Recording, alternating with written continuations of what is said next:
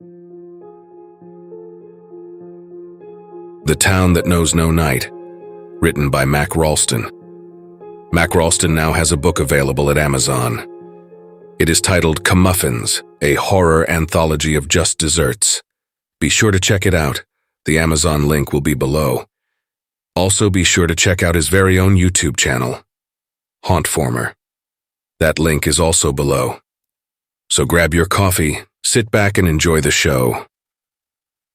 When a tree falls in the forest and no one is around to hear it, does it truly make a sound? That depends. In just about every city, town, country, and forest, that answer would be no. However, as exceptions go, in the town of Aspenville, that answer would be yes.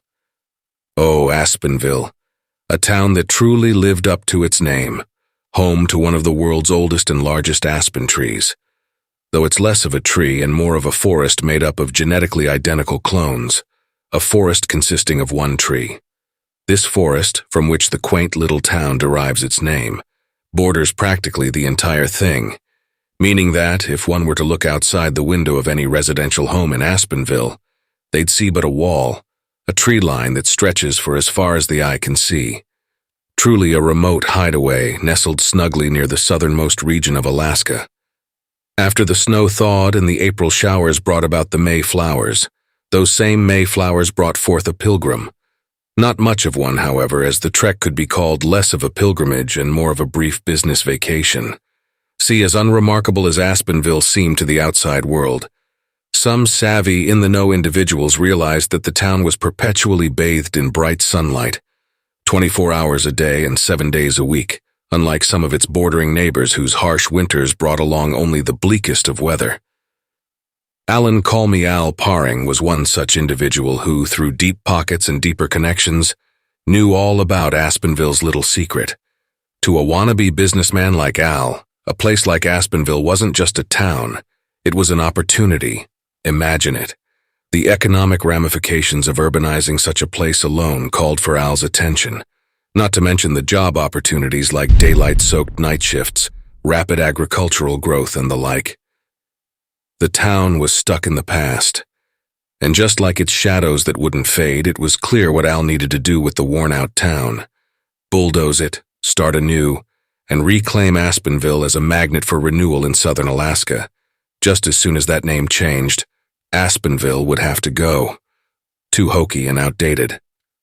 Maybe Paring Corners, Al daydreamed, his car rolling up to the city limit. He rolled down the window and sighed the crisp air facing the entrance sign. Welcome to Aspenville, it read, and beneath it, population. There was no population. There might have been a number there at one point, but the sun took to that, smudging out any semblance of a stenciled figure, now completely sun-bleached along with the rest of the off-white sign. It was typical of these tiny towns to neglect the welcome sign, signs that were already outdated, mind you, and it wasn't like there was anybody that needed welcoming anyways. But that would soon change, Al thought. The car drove through the thicket of dense aspen trees, mere outlines against the harsh sun that peered through them, until it reached a clearing of tall grass. And housed in the middle of that clearing was the town of Aspenville. It was even smaller than he'd imagined, only about a dozen or so buildings packed around a tiny town square. It was a twee and scenic view, like something out of a Currier and Ives print. An owl's hoot snapped him from his gaze as he realized why he was there and looked over at his watch as his hand gripped the steering wheel. It was nearly 11, yet the twilight above was brighter than an afternoon sun. He swelled up a deep, refreshing breath and smiled, letting the sunlight dance upon his face from through the opened window as he realized that he already loved Aspenville, and he just had to have it. Stepping into the town's only motel with a handful of necessities for the short trip, Al approached the front desk within a small office occupied by an older woman that greeted him as soon as the bell dinged against the door. He watched as she watched him, stilly smiling and nodding politely as she did. "Good evening," she said through a wide grin, unmoving in her tall chair. "Welcome to the Sunset Motel." Al chuckled as he laid down his bag. "Not much of a sunset here," he said. "Yes, well," she nodded. "This place is the closest thing to it, should you need to rest your head." He nodded as he looked around the place. Colorful, yet earthy, it must have been the dimmest sight within the entire city. And even it was still bright as day. The light that cast onto the woman's pale and wrinkled skin showcased those dark bags under her eyes, far more numerous than the single one that Al brought along with him. "I take it you don't have a reservation?" she asked, likely as a formality, looking up at Al. He shook his head. "Didn't know I needed one," he smiled, looking about the place. "We're actually completely vacant," she grinned, "so please take your pick." She lifted her hand in reference to the keys that swung silently along the wall, coated in layers of decorative foliage. Al pressed the key marked number 1 into the corresponding lock and pushed it open, an escaping scent of mildew puffing out into the hallway. He turned back to face the woman, still stilly seated behind her desk, as he asked for an air freshener. "Oh, we don't have those here, sir." "What motel didn't?" Trying to sleep while sunbeams poured into the motel room was nearly impossible, but somehow Al managed to squeeze in a solid half-hour on the rickety bed. The blinds did their best to hold back the rays, thanks in part to the greenery that grasped the sunlight along the frosty glass. But it was the psychological implications that kept Al awake, not to mention everything on his mind. And the smell. The following morning was an odd blend of sunshine and rain clouds, not dark enough to nap and not bright enough to truly wake. The plucky taps across the foggy glass window turned into heavy thuds of rain droplets that rattled the motel, and maybe the entire town of Aspenville, too. Al went to open the blinds at around 8 in the morning when he noticed an unusual sight. An old man, tipping to and fro in a rocking chair atop an old and wooden porch, all the while the rain bombarding him from above, his clothes clinging to his frail and aging form. Yet he seemed not to notice nor mind, as if he were completely dry and dandy. When the rain let up, Al decided to take a short meander over to the man, carefully maneuvering mud puddles with his pristine shoes as he strolled about the town, feeling eyes watching him from unknown places. Yet none were present aside from the old man's. "Mornin'," he spat, gesturing at Al as he continued to rock from behind the porch fence. As Al approached, his smile diminished. The man, despite being drenched in the thick rainwater, was burned, parts of his already tanned skin peeling and seared from the sun like a badly cooked marshmallow, fetid pus protruding from the cracks in his wrinkled face. The chair that clacked against the aged wood was also baked, licked clean of its once musky brown color in exchange for a sun-bleached bronze. The strangest part about him, however, was that his current condition didn't seem to dawn on the old man, who acted as though there was nothing wrong. "Good, morning," Al uneasily said, looking the sopping wet man up and down. "You need a towel?" The old-timer looked down and realized he was soaked. "A little water never hurt nobody," he smiled. Al smiled back, though more out of jittering nerves than genuine happiness at this point. "What brings you by?" the man asked with a dimply grin, the wrinkles on his face cracking deeper into his pores. "I'm, visiting. Was hoping somebody could tell me more about Aspenville." "Well, what do you want to hear?" the man asked, still rocking. He lifted a mug to his crevassed lips, overflowing with the scummy rainwater that dripped from the vine-covered roof that overhung above him. Al tried to put his concerns into words, trying not to make a face at the man's condition. "What happened to this place?" Al asked. "I mean, it's such a beautiful spot, yet it feels like a ghost town." The old man nodded and clicked, a stream of water dripping from his red nose. He looked up, prompting Al to do the same. "That sun," he said, failing to squint at the orange-yellow ball. "That sun's out here all day and all night. Lots of folks can't sleep when the sun's out." "Tell me about it," Al said, scratching behind his neck. "You a city slicker too, then, huh?" the old man asked. Al nodded. "City slickers don't do well out here." "That's why I'm hoping to bring the city to you," Al said, unfolding and extending a piece of paper labeled "Paring Corners," scribbled with the rush of plans he had drawn late in the bright night with his trusty carpenter's pencil, now fidgeting within his sweaty palm. The old man's unblinking eyes grew narrow as they washed over the plans, then darting to that trusty pencil. "You a biter?" "Excuse me?" Al said, not expecting that question out of all that could have been asked. The old man lifted his dried-out finger toward the hand cupped around the carpenter's pencil, lined with tiny tooth marks. Yeah, I guess." "Did you taste it?" the old man said, folding back up the plans. "Did I taste the cedar wood that pencil's made from? Or did you forget that it takes a dead tree to make a pencil? How about this paper?" he said, lifting it back up to Al, who accepted it apprehensively. "You think paper just grows on trees? It does," he hoarsely chuckled, "and they kill the whole damn thing because a couple of similar cedar in Ponderosa bit it just for you to scribble that nonsense," he said as his trembling finger continued to point at the page, his unblinking eyes staring soberly into Al's. "You think you're just gonna walk into our town and act like you own the place just 'cause you got some paper?" He chuckled grimly. "No. And if you try to run this town into the ground, it will come back. This town's been buried before, but it always winds up seeing the light." Al stood, unsure of what to say. He crinkled the paper up and shoved it back within his coat. "I didn't mean to offend you, sir," he said with a lowered voice. "I just see so many opportunities with this place. Take that sunlight, for instance," Al said, pointing above him. "Can you imagine the productivity of—" "I bet your daddy was just like you, the old-timer interrupted. "Or your daddy's daddy, am I wrong?" Al shook his head against the sun. "My father," Al admitted. "He wanted me in the family business, paid for my way through school and—" "So it started with your daddy, and his daddy before him," the man clicked. This town's got a long history of men trying to claim it," the old man droned. "Our roots go back to the Atna tribe and ain't nothing changed since their blood soaked these grounds. For a town that hasn't known night, it's sure seen some dark days." "That's terrible," Al sighed. "Wait, Atna," he thought. "How about Atna amenities?" After the old man excused him, preceded by a rant and a nod, Al decided to survey more of the town, which involved briskly snooping each and every nook and cranny as the pathways aligned with crunchy leaves snapped beneath those dressy shoes of his. All the while, the man's rickety rocking chair cradled his frail body back and forth, the sound reverberating throughout the small town.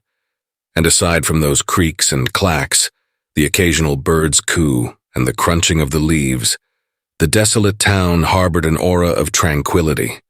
Yet if tranquility implied peace, then no such tranquility existed in Aspenville, for it was a town with roots that were soaked in blood, and it knew no such peace. Al felt it, this stillness devoid of all peace. If this town was to be built up, it would restart from the ground, as its very foundations reeked of the mildew that covered its dilapidated houses. Who would want to live here? Al said to himself, chomping down on his pencil as he sketched beneath a tall aspen, overseeing the entire town as the rain clouds faded into the sun. He hadn't eaten lunch yet, and through his acute observations of the town's offerings, it appeared that no restaurant or diner, or any food for that matter, was in sight. Not that he had an appetite to begin with, aside from his craving for sketches and measurements. For such a beautiful place, there was much work to be done. He'd start in the summer, and within 5 years the remnants of Aspenville would be buried, and no one would miss it, aside from perhaps the old man and whoever else managed to survive in such a place. "What were you doing out there?" the woman statically sitting on the lush park bench said to stop him, just as he was turning the corner to head back to the motel.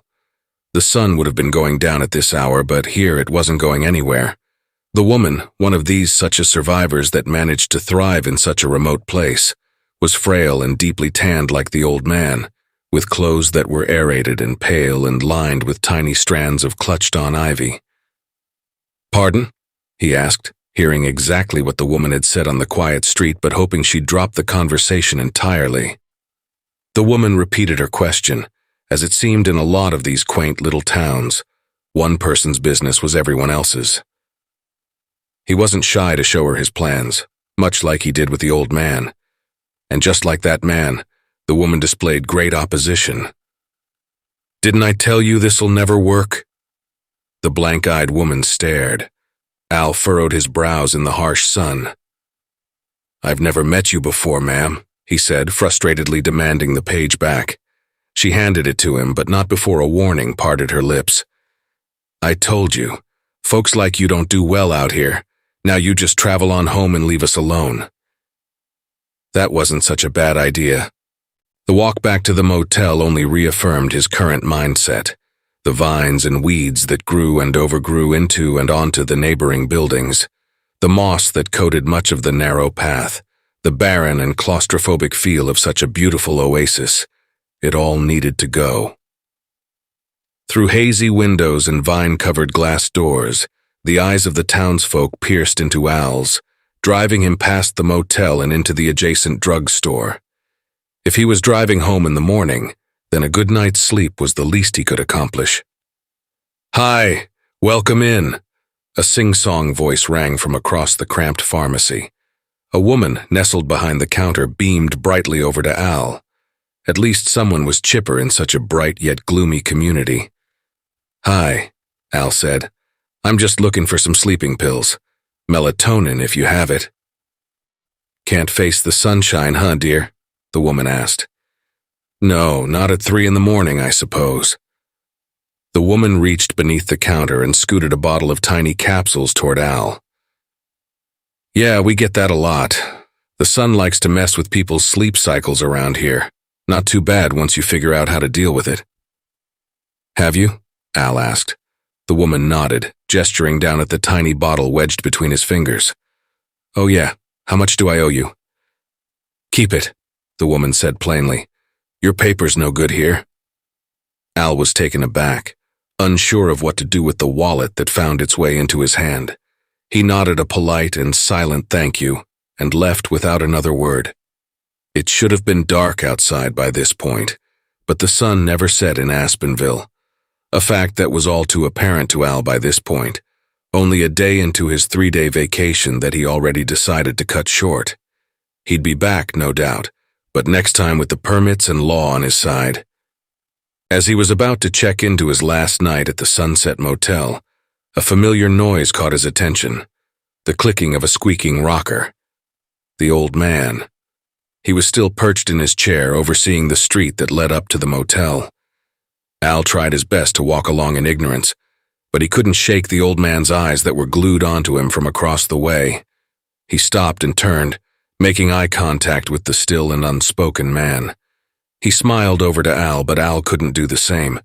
He was too busy following the vine, a tendril that lined the old man's roof, dangled from the fence line and trailed up to his rocking chair along the wooden porch. The thin and barely visible green and brown sprout coiled around the bottom of the swaying chair, beelining up and straight into the back of the old man's head. He could see it clearly from this angle, a direction he hadn't been before. The old man noticed his gaze and lowered his expression as Al booked it sharply into the motel. He couldn't sleep that night, and not even 4 of the tiny capsules bothered to help calm his restless mind or settle his churning stomach. After about 3 hours of tossing and turning, Al decided to check out from Aspenville. He packed his bag and crept out from the room, careful not to awaken anyone, though he knew he was alone aside from the motel staff. At least the woman who checked him in. He pushed open the motel office door with a jingle. Sitting in the same spot was the woman, silhouetted by the sunlight that covered the window behind her. She was wearing the same clothes as before and donned a similar smile. "Checking out so soon?"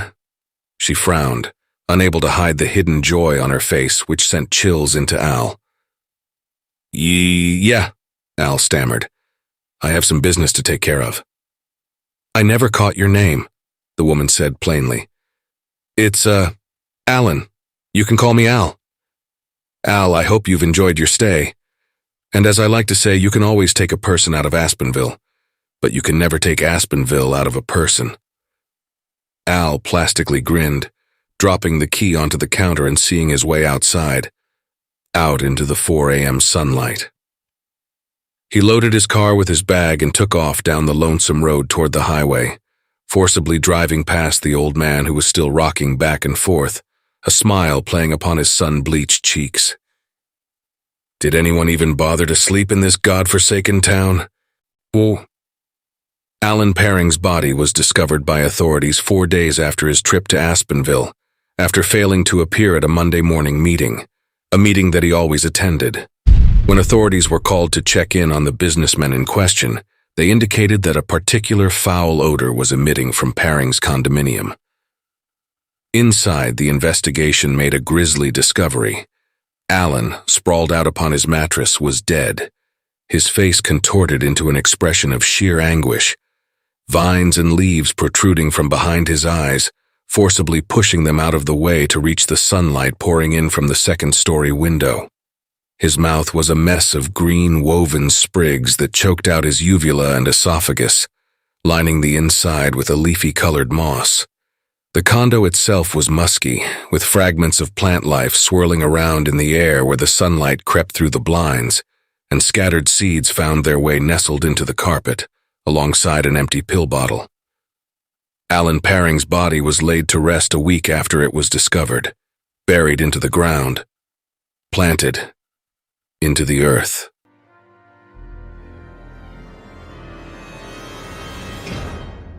Hey family, a very big thank you to MakRalston for allowing me to narrate such an awesome tale. Be sure to check out their Creepypasta fandom profile for more of their awesome works. If you would like to support us and make a donation, I'd be very much appreciative. I do have PayPal and a Buy Me a Coffee account. Be sure to also check out our merch store. There are plenty of items and designs to choose from. If you enjoyed this video, then why not check out the next one? Here, on the right-hand side. You can also follow us. All my socials and all my other links are contained within the Linktree link below. Take care, everyone. And I hope you all have a wonderful and peaceful night. And don't forget, where fear is, happiness is not.